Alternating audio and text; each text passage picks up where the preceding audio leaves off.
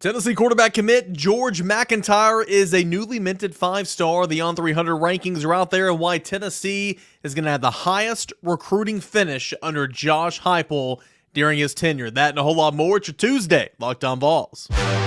You are Locked On Vols, your daily podcast on the Tennessee Volunteers. Part of the Locked On Podcast Network, your team every day.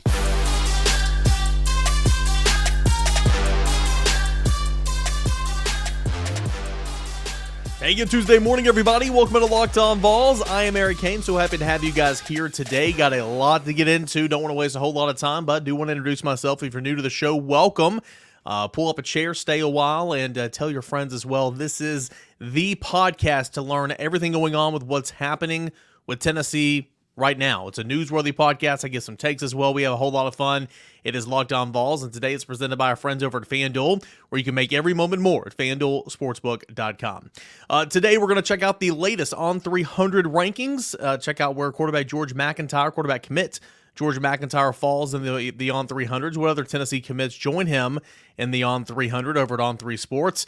In segment 2, ESPN lays out a path for every top 25 team to make the college football playoffs. We'll discuss that, plus how Tennessee basketball, is on the rise, and then we're going to get into a couple of some really good mailbag questions in segment number 3.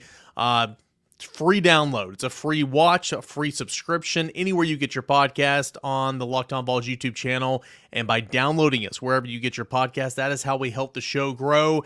I do want to quickly apologize for a little bit of some technical delays yesterday. It was planned. With progress comes cost a little bit of times, right? It's not really cost. It was just a couple hour delay. We shifted audio platforms for this show. So the whole network did, and it was a little bit of a delay on Monday morning, but you should have every audio version of the podcast out there, and of course YouTube was up there at midnight as well, so nothing should change. When you wake up in the morning for that morning commute, you should have every episode of Locked On Vols from here on out, but do want to apologize for the little bit of a delay Monday morning. So let's get into it. Let's dive down into it. On300 rankings were updated. What that means is that the On3 Sports, their version, I work for On3, our version of our recruiting rankings was updated for the first time in the new year for the class of 2025. Tennessee, of course, has already 6 commits for the class of 2025, and 2 of these commits rank inside the On300. I'll tell you where the first one is here, or the highest one is here in a moment, but we'll start with the tight end, Jack Van der Salaire. He dropped 26 spots, but he still retains his On300 status, meaning according to On3 Sports, he is a top 300 player in the class of 2025. He is down to number 286. 286 for Jack Van der Salaire, the tight end out of South Lake Carroll, Texas, the one that Tennessee's coaching staff really, really likes, and think that he's going to be a riser when they continue to do these rankings throughout the course of the season. This is just the first of the new year of several rankings. They'll update them again in the summer, and then heading into the senior year, and then one more time after signing day. But you have the Tennessee's tight end commit there, 286. George MacIntyre, the quarterback commit for Tennessee, moves up to number 12. He is now a newly minted 5-star per the On3 industry rankings, which means you take into account On3's rankings, 247's rankings that are pretty heavily weighted and even. I think those both are at 35%. Rivals.com's rating, and it's got the third highest percentage, and then ESPN is at 10% there at the end. But it's a weighted average of all the platforms, of all the publications that cover college recruiting. And George MacIntyre, in the industry rankings, he is a 5-star, the number 12 prospect in the class of 2025, the number 2 quarterback in the cycle, and the top player from the state of Tennessee. So again, Tennessee already has its quarterback of the class, but George MacIntyre is continuing to get love in terms of the national recruiting rankings.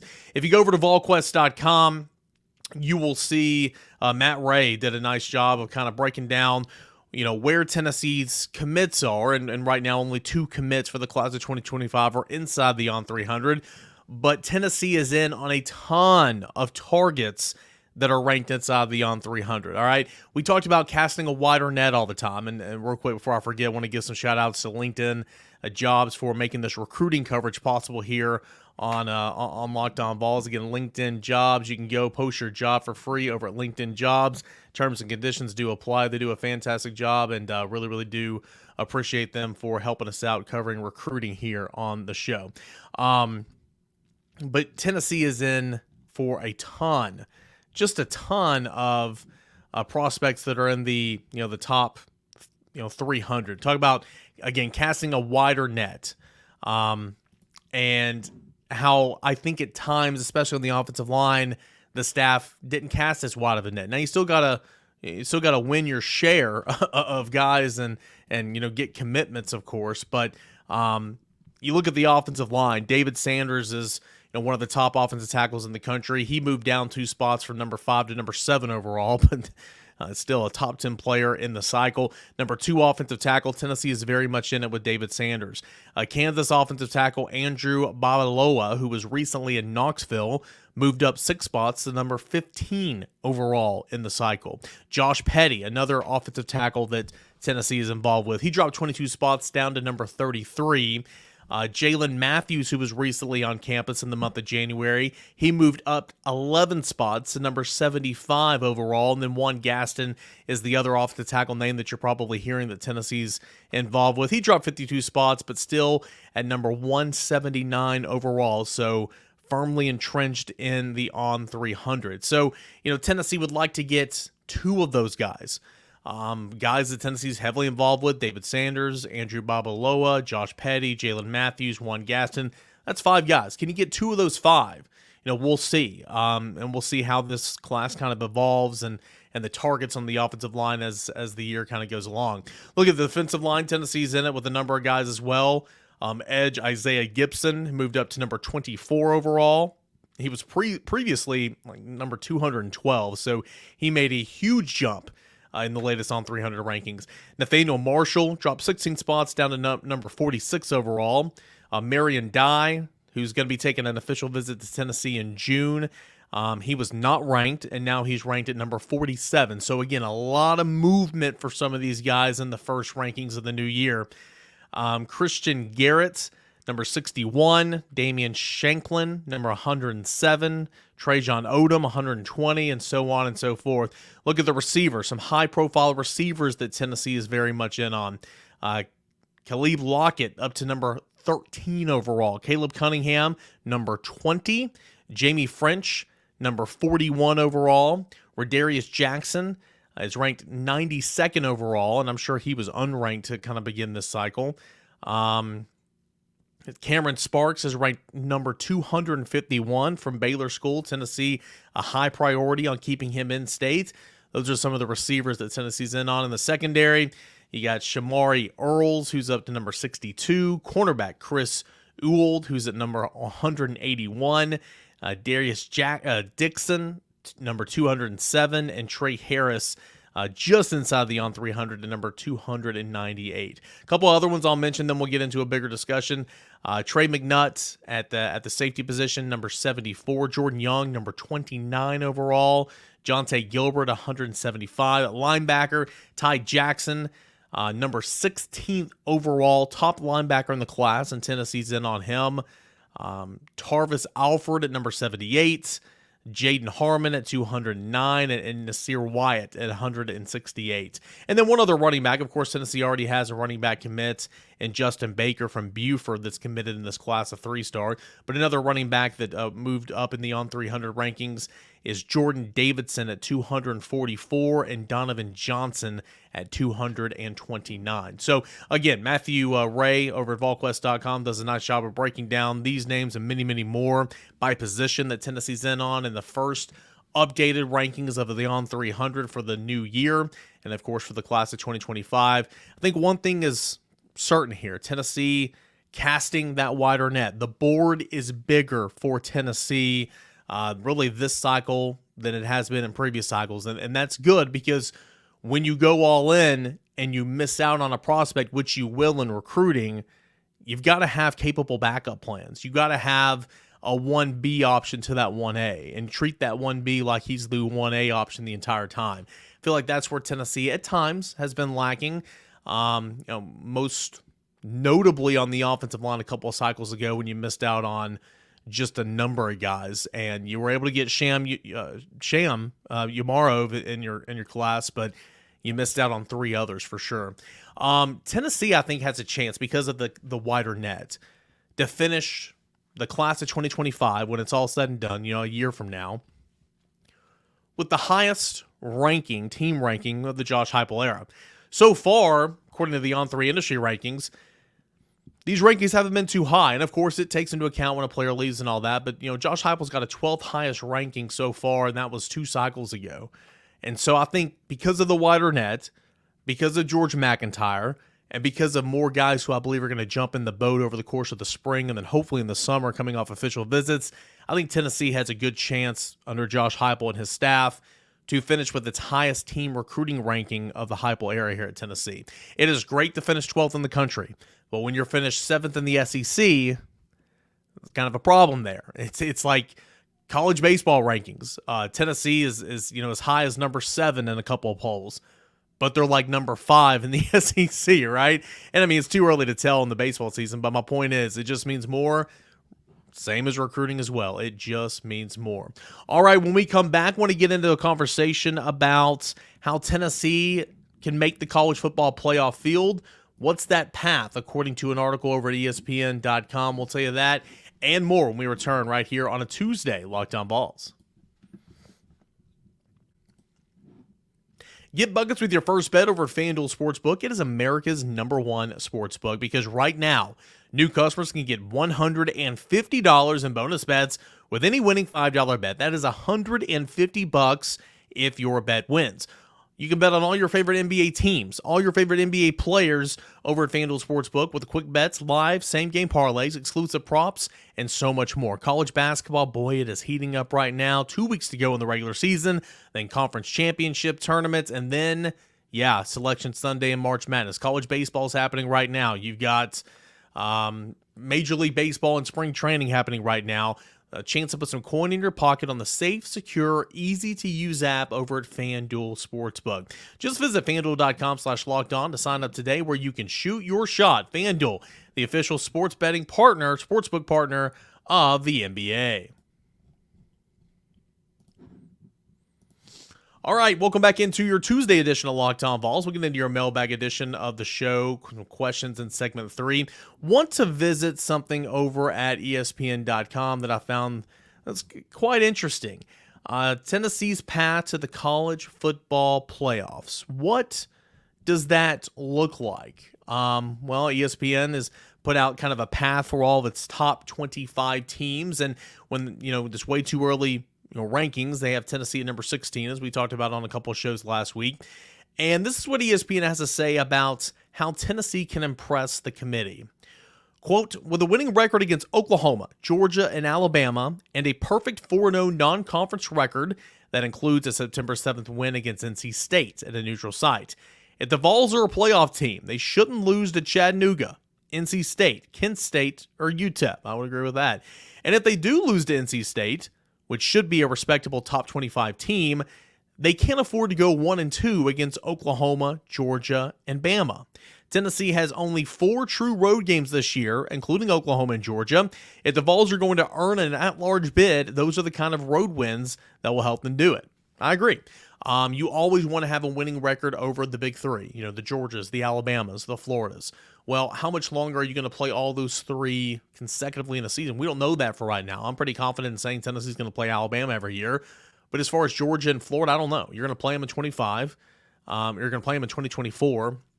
And then we'll see kind of what happens after that when the league looks like it's going to shift to a 9-game conference schedule in 2026.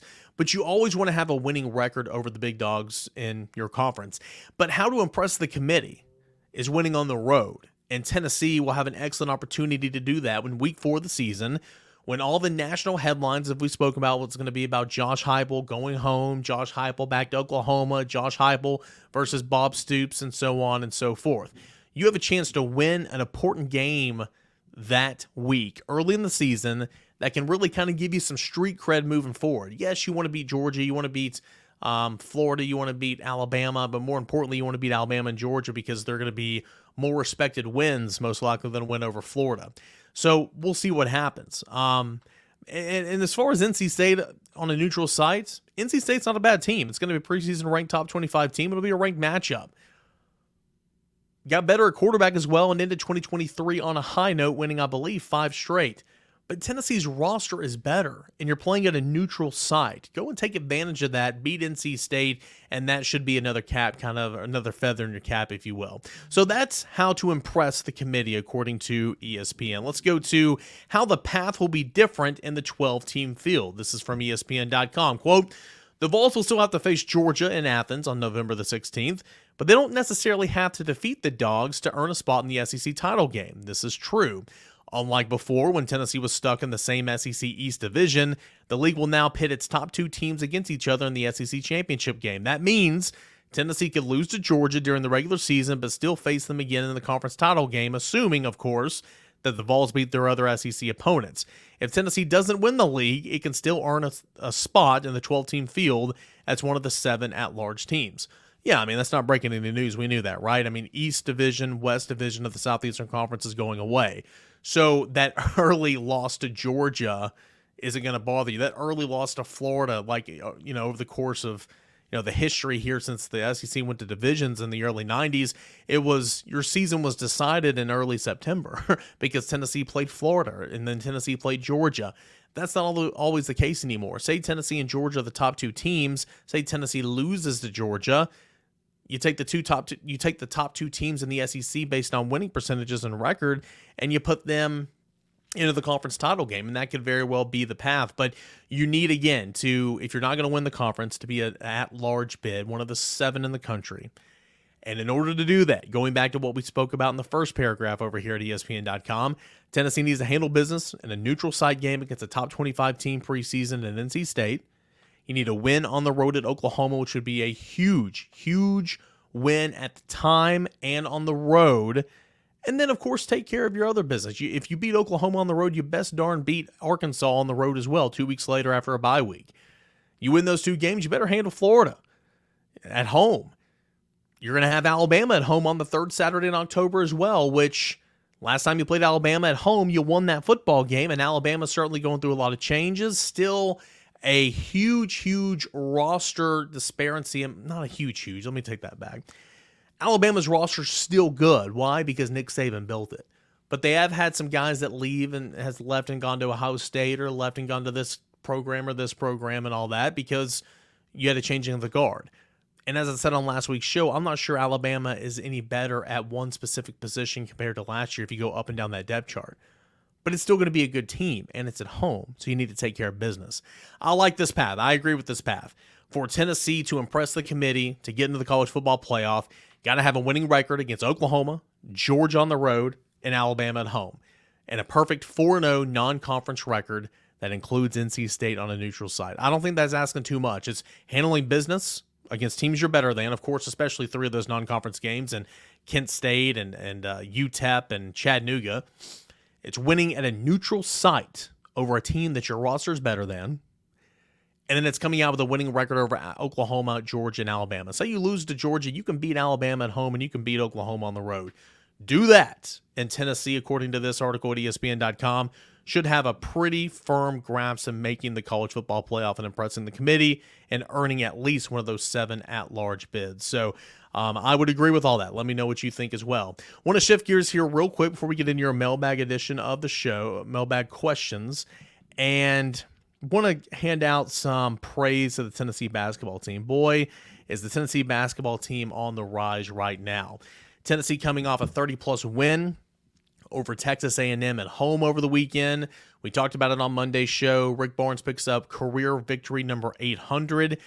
And because of some other things that have happened around the country in college basketball that's always wild, Tennessee has moved up to its highest ranking so far of the season. Those came out on Monday around lunchtime. Tennessee is ranked at number 4 in all 3 of the polls that we follow here on Locked On Vols. That is the AP poll, that is the coaches poll, and that's the Locked On Top 25. Tennessee is your number 4 team in the land. Tennessee had reached as high as number 5 a couple of different times this season, but now Tennessee is at number 4. Tennessee and Alabama, of course, tied for the lead in the SEC for the regular season standings up at the top. Tennessee hosts Auburn on Wednesday. What a huge matchup, because if Auburn wins this game, Auburn's got a pretty easy schedule remaining 3 games the rest of the way, and they could be a sleeper in terms of winning this conference here in the last 2 weeks. But Tennessee's got to take care of business against Bruce Pearl, an Auburn team at home on Wednesday. And if it does that, and Alabama wins on Tuesday, you're setting up for, who can take the lead in terms of a head-to-head matchup in Tuscaloosa on the road. And if Tennessee were to win that game as well, they would enter the final week of the regular season with a one game, or owning the tiebreaker and a 1-game lead over Alabama for the regular season title. So that's obviously something to pay attention to. Also on Sunday, Tennessee moved actually down a spot. I don't know if it was exactly on Sunday, but on Sunday in Joe Lunardi's updated bracket, Tennessee was at number 6, the number 6 overall seed, the 2 seed in the Midwest, with number 1 seed Purdue as the big boy in that region. Vols are at number 5 in the net rankings. Tennessee is at number 6 in the KenPom rankings. Tennessee remains at number 2 in the adjusted defensive efficiency ratings, giving up 91.7 points per 100 possessions, and is at number 21 in the adjusted offensive efficiency ratings, meaning it's scoring 118.8 points per 100 possessions. Tennessee basketball, it is moving. Tennessee basketball, it is on the rise right now. Tennessee basketball is not a team that I would want to play right now at all if I was an opposing team, because you got Dalton Knecht that scores 24 points and nobody's talking about it. You got Zakai Zeilger that had a near triple-double the other day. You got Jonas Aidoo scoring 18 and 14, and Toby Awaka, who is playing so aggressive on the offensive end here of late. Tennessee is a very well-rounded basketball club and is playing some good basketball right now. So I can't wait to see what the Vols look like against Auburn inside Thompson-Boling Arena at the Food City Center Wednesday night. And again, it's just more, if you win that game, you're just stoking the fire for what's coming in Tuscaloosa Saturday night. Hey, when we come back, we'll get into some of your mailbag questions of the show. That's coming up next right here on Locked On Vols. I want to tell you about our friends over at Game Time. It's the fast and easy way to buy tickets for all your sports, music, comedy, and theater events near you. And right now, new users can get $20 off when you put in the promo code Locked On. Killer last-minute deals, all-in prices, views from your seat, and their best price guarantee. Game Time will take the guesswork out of buying tickets. Last-minute tickets, flash deals, zone deals, views from your seat for the venue, lowest price guarantee, event cancellation protection, and even job loss protection as well. You've got all-in prices that show your total up front, so you know exactly the great deal you're getting before you check out. You can buy tickets in seconds with 2 taps. Plus, if you're the procrastinator like me, even after the event has started, you can still go on there up to an hour after that event started and buy your tickets to sports, comedy, music near you over on the Game Time app. Terms apply. Encourage you to download Game Time app. Use that promo code Locked On for $20 off your first purchase. Download Game Time today. Last minute tickets, lowest price, guarantee. More coming up next. Your mailbag questions, they're going to be answered here on Locked On Vols. All right, got a final segment here left of your Tuesday edition of Locked On Vols. We'll have Josh Ward coming up for Award Wednesday on tomorrow's show. Plus, we'll get you set for Tennessee and Auburn. And, of course, the latest in Tennessee versus the NCAA, if anything transpires there. It's your news and your takes for Tennessee sports right here on Locked On Vols each and every morning. Got a couple of questions that I want to get into. Not many, but 3 that I'm excited to answer. And we'll start with Jared. Jared said, if the basketball team wins out the rest of the regular season games, do you think that they're going to end up with the number 1 seed over Arizona? Would it matter then? Would it matter then if they didn't even win the SEC tournament? Basically, what is the minimum they have to do to earn a number 1 seed? Or does the number 1 seed even matter? Well, in my opinion, I've always been on the belief that it's better to be a number 2 seed in this region compared to being a number 1 seed in the other region. Do you want to be a number 1 seed in the West when you could be a number 2 seed in the South? You know what I'm saying? So in that correlation. I think it matters because more of your fans will travel. But, I mean, you always want to be a number one seed, right? But is it the end-all, be-all? No, it's not. Just because you get a number one seed doesn't mean you're going to win the tournament. Look at the 4-1 seeds that get anointed there every single year. In recent memory, I think it's only happened twice in the last 10 or 15 years where all number one seeds made it to the Final Four. It just doesn't happen a lot of the time. So, but in order to get that number one seed, I think winning the SEC regular season would be huge because the tournaments, they wrap up discussion on Saturday night.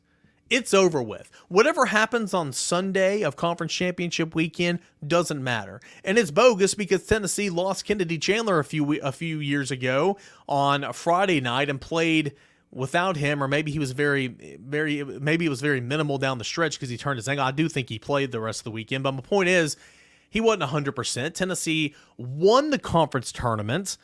It was a really, really cool moment, but Tennessee still didn't move up a seed line because everything was done, signed, sealed, deliver on Saturday night. That's why it's not going to happen. But, man, the ACC gets that thing done on Saturday night. They start a day earlier. They get that thing done on Saturday night, so really they can just exhale and chill on Sunday, right? Because the people making the decisions don't watch the Sunday games, or they've already made every decision, and it's all done by Saturday night. So winning the SEC tournament, in my opinion, does nothing for you. Just does nothing for you. Now, if you are a team that's on the bubble and you make a run to Sunday and you're playing on Saturday, that can maybe help you. And, of course, if you win the tournament, then you get that automatic bid. But if you're just talking about an at-large team or whatever, I mean, in my opinion, the Sunday doesn't matter. So, to answer your question, the minimum that they need to do, in my opinion, and, of course, it all depends on what everybody else is doing, you need to win 3 of your last 4, meaning you need Auburn at home, Alabama on the road, South Carolina at home, on the road, and then Kentucky at home. Need to win 3 of the 4, in my opinion, and probably need to go play to Saturday.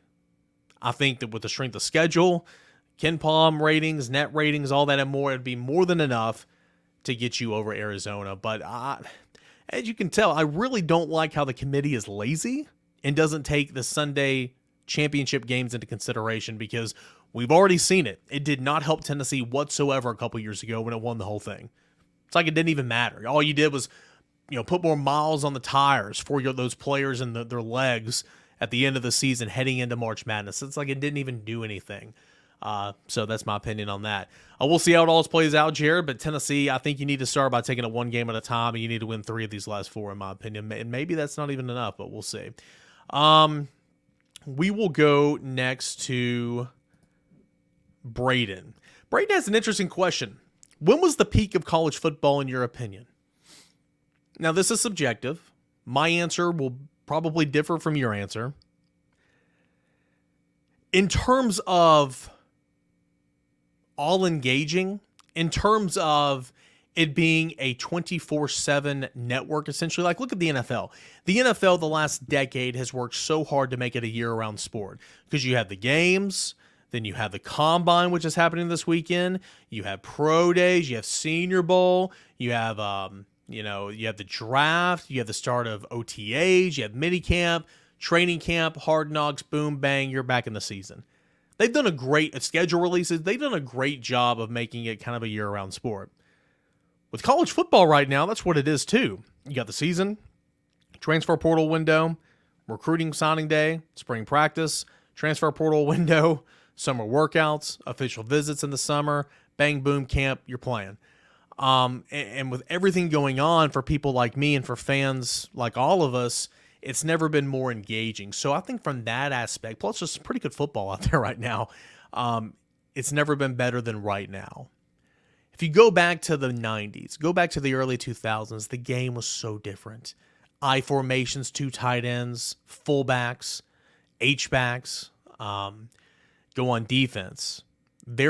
You saw some 3-4, but you ran 4-3 with 4 defensive backs, okay? Nowadays, everybody and their mother, even the high school teams in the area that I call on Thursday nights, Rivalry Thursday, are running some variation of a 4-2-5 because you have to keep up with the spread offenses.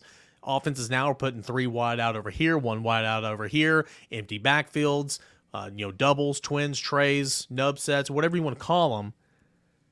you've got to be able to cover that. So even the high schools in this area are running some variation of a 4-2-5. You're taking a linebacker off, which hurts. It hurts. Put a defensive back on the field, but that's what Tennessee runs.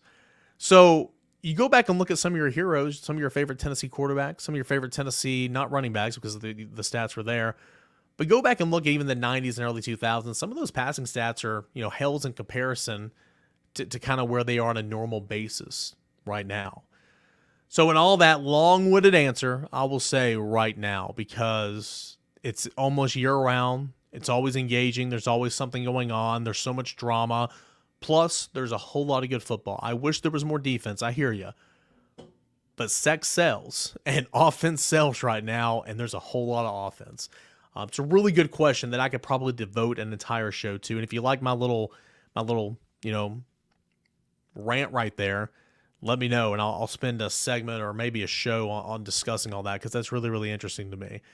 But you ask my dad, he'll tell you the 90s. You ask my grandpa, he'll tell you, the 90s or the early 2000s. There's a lot to like about all eras of football, but I love what we got going on right now because it's excessive, it's drama-filled, but there's always something to talk about, and the product on the field is incredible. Lastly, let's go to Johnny. Johnny wants a quick baseball update. Somebody also put in the YouTube comments that I should do a segment on Mondays recapping and talking a little Tennessee baseball. I think that's a really good idea. Some of you guys that want that, let me know. I think that's something I could incorporate. Baseball update, yeah, Tennessee went 5-0 after returning home from Texas last week. Won a pair of midweek games, crushed Albany over the weekend. Weaker competition, I recognize that, but really good to see Dean Curley emerge and start four straight games at shortstop. Really good to see the outfield competition with Robin Villanueva and Dalton Bargo kind of implementing themselves in the lineup, and then Kavaris Tears in center field. I thought that was a really interesting look. Great to see Blake Burke swinging the bat with some more confidence. A.J. Russell sidelined a little bit right now. We'll see about his status for this weekend, but I think he's going to be okay. I would consider him week to week, and you need to get him right for SEC play for sure. But yeah, Tennessee did exactly what it was supposed to do. Got a lot of players in and out, and had some good results. So check mark for last week, and we'll see what this week looks like starting tonight with a this late afternoon with a 4:30 first pitch against High Point for another midweek ahead of Bowling Green this weekend. Fun show. Hit on a lot of different topics. Appreciate you guys for submitting questions. Appreciate you guys for being a part of the show, listening, watching, wherever you get your podcasts. Please subscribe to Locked On Vols on the YouTube channel. Let's continue to climb that up there towards 11,000. If you're listening to us right now and you're not subscribed on Apple Podcasts, on Spotify, or wherever, please subscribe. Have it set so whenever you open the app, it does an automatic download. That's how this show grows, and that's how your boy gets paid. So I appreciate that. Tell your friends, tell your family. If you have that Tennessee person in your life and you're not listening to Locked On Vols, you're being a bad friend because you haven't told them about them. All right, come on. This is the place to get everything Tennessee sports, and I appreciate you guys for checking in for 32 minutes every single morning. Until next time, you guys stay safe, and we will do it again tomorrow. This is Locked On Vols.